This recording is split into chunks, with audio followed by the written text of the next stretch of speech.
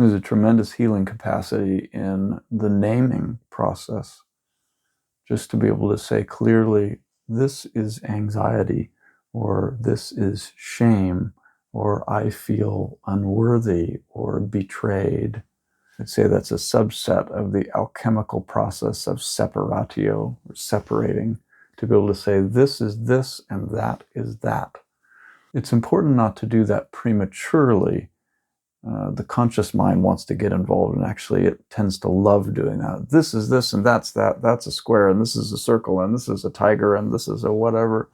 And so there is a way that we can shut down the aliveness of things by over-naming or over-understanding, or trying to force a premature meaning on things. But to really sit with something that's going on in our lives, whether it's a sensation in the body, or an emotion, or a thought pattern, or a memory, or an interaction, or a situation, to really sit with that and allow ourselves to sink into it and to see what's happening here. Can I name what's happening? Betrayal, disappointment, joy, freedom, whatever it is. Or I'm not sure what's going on here, but it feels like, this is where images and the imagination come in handy. It feels like I'm carrying a 10,000-pound boulder with me everywhere I go. Or it feels like I'm being torn apart on the inside, or it feels like I'm drowning. So to be able to name the experience in that way can be tremendously helpful.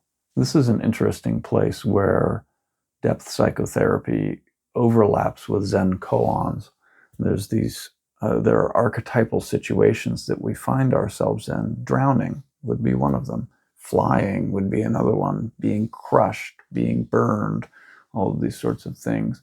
Being separated and isolated, being trapped. These are all archetypal experiences that everyone has had at some point or another. And so to be able to feel our way into these experiences and become intimate with it brings a tremendous depth to our sense of what it means to be human. Also, it expands our capacity for experience, and it helps us navigate. Because if I can name what it's like now, for example, if I feel like I'm drowning, well, that points in some way to what's needed. If I'm drowning, then what am I drowning in? What's it like to drown? What does it feel like to drown? And the image can expand outward. Well, what would it be like to not drown? If you're drowning, what do you need? Do you need something to help you stay afloat? Do you need somebody to reach a hand out to you? Do you need a boat? Or maybe you need to go deeper. Maybe you need to dive down. There's a koan, a Zen koan, that goes, 10,000 feet down in the sea, there lies a single stone. I want to pick it up without getting my hands wet. So you see, there's an archetypal image of going down, the descent, deeper, deeper, deeper.